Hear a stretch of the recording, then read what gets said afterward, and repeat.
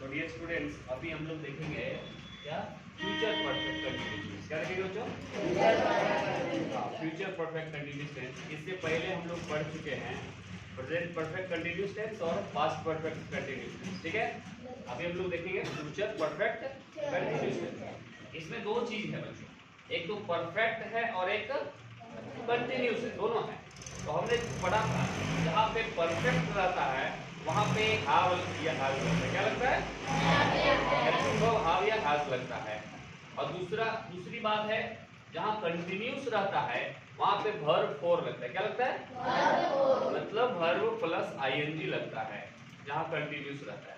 यहाँ पे कंटिन्यूस भी है और परफेक्ट भी है, यानी कि हैव भी लगेगा और वर्ब फोर भी लगेगा। ये दोनों बात इसमें समझेंगे। तो यहाँ पर हिंदी वाक्य जो रहेगा उसका क्रिया के अंत में रहेगा ता रहा होगा, ती रही होगी, ते रहे होंगे। ता रहा होगा, ती रही होगी, ते रहे होंगे, ये होगा हिंदी वाक्य क्रिया के अंत में रहेगा। जैसे वह 2023 से पढ़ता रहा होगा। वह एक लड़का है, पुरुष है, जो 2023 से पढ़ता रहा होगा। हम जनवरी से काम करते रहे होंगे। इस तरह के वाक्य इसमें आते हैं। तो सबसे पहले हम लोग देखेंगे बच्चों इसका अफर्मेटिव सेंटेंसेस। क्या देखेंगे? अफर्मेटिव मतलब सकारात्मक वाक्य। तो अफर्मेटिव सेंटेंसेस में सबसे पहले सब्जेक्ट लगाते हैं, उसके बाद यहाँ पर ये फ्यूचर टेंस है, इसीलिए इसमें विल या शैल लगेगा। क्या लगेगा बच्चों? हाँ, फ्यूचर टेंस में विल या शैल लगता है। उसके बाद यहाँ परफेक्ट है, इसीलिए हाव लगेगा परफेक्ट के लिए। यहाँ पर हैज नहीं लगेगा।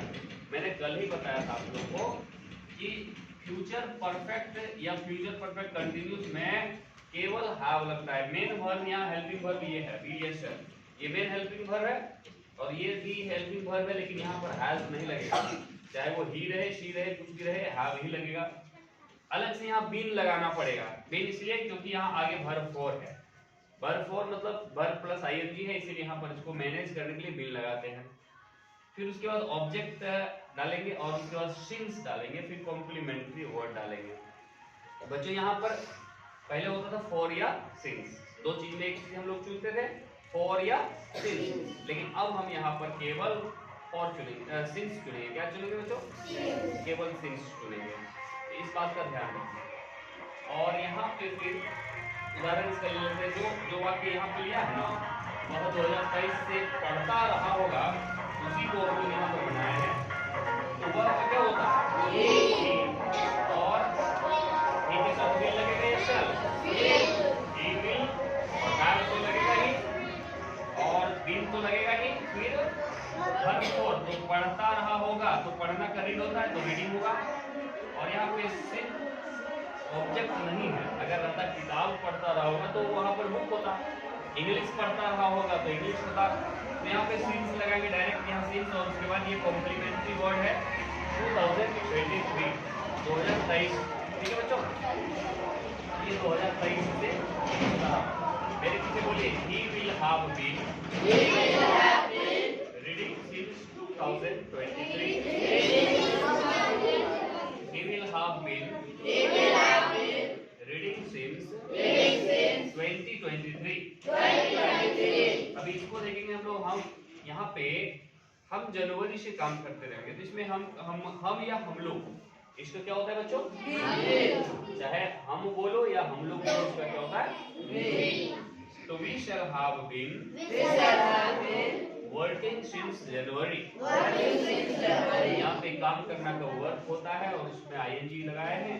बाकी शब्दों में से यहाँ वी के साथ सेल लगाए हैं और सिंस के बाद जनवरी लगाए हैं। तो बोलिए we shall have been working since January। अभी हम लोग ये समझ गए बच्चों सभी?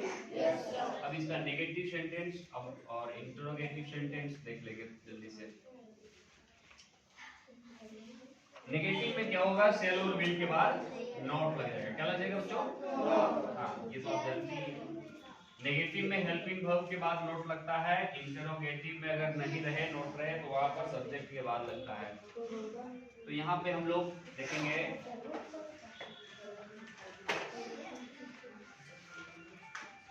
नेगेटिव सेंटेंस बोलिए सबको,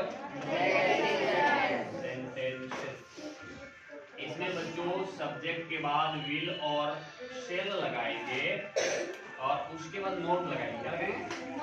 उसके बाद हैव लगाएंगे और उसके बाद बिन लगाएंगे और उसके बाद वर्ब और फिर ऑब्जेक्ट फिर सिंस फिर कॉम्प्लीमेंट्री और फिर फुल स्टॉप।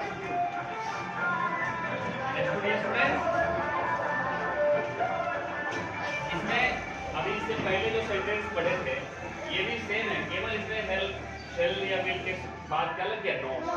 ये नेगेटिव हो गया। और इसका एक उदाहरण ले लेते हैं। तुम सोमवार से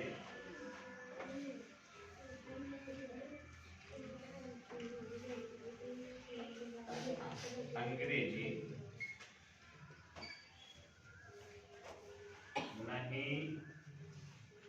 पढ़ते रहोगे। तुम सोमवार से अंग्रेजी नहीं पढ़ते रहोगे। तो यहाँ पर तुम का क्या होता है बच्चों? यू। और यू के साथ विल लगेगा कि शैल? विल लगेगा। और हैव तो लगेगा ही, यहाँ पर नोट लगेगा क्योंकि नहीं है। नोट, उसके बाद हैव, उसके बाद बीन, उसके बाद वर्ब फिर फॉर, तो पढ़ना का वर्ब फॉर रीडिंग। और यहाँ पर ऑब्जेक्ट भी है इंग्लिश, तो इंग्लिश लिखेंगे। और उसके बाद डियर स्टूडेंट्स यहाँ पर है फॉर या सिंस, तो सिंस लगाएंगे और सोमवार का क्या होगा? मंडे। तो you will not have been, बोलिए you will not have been reading English since Monday. हाँ, अभी इंटेरोगेटिव सेंटेंस देखेंगे। इंटेरोगेटिव सेंटेंस, इसमें बच्चों क्या होगा ना, हेल्पिंग वर्ब शुरू में आ जाता है। क्या होता है? हेल्पिंग वर्ब शुरू में आ जाता है, यानी कि शेल या फिर विल, ये शुरू में आ जाएगा और इसीलिए इसका पहला लेटर कैपिटल होगा। और उसके बाद सब्जेक्ट अगर नोट है तो यहीं पे डाल देंगे और नहीं है तो छोड़ देंगे। फिर हैव लगा देंगे, हैव, फिर बीन, फिर वर्ब फॉर, फिर ऑब्जेक्ट, फिर सिंस लगाएंगे बच्चों यहाँ पे। और उसके बाद कॉम्प्लीमेंट्री और लास्ट में क्वेश्चन मार्क। क्वेश्चन मार्क यहाँ पे जरूरी है क्योंकि ये इंटरोगेटिव सेंटेंस है, प्रश्नवाचक वाक्य है, इसीलिए यहाँ पर क्वेश्चन मार्क लास्ट में जरूर लगाएंगे। इससे एग्जांपल ले लेते हैं बच्चों। यहाँ पे क्वेश्चन मार्क जो इंटरोगेटिव होता है यस नो टाइप का, ये किस टाइप का क्वेश्चन है? यस नो टाइप, मतलब जिसका जवाब या तो हाँ में या तो नहीं में दिया जा सकता है। तो इसका शुरू में क्या लगता है? क्या लगता है? क्या मोहन सुबह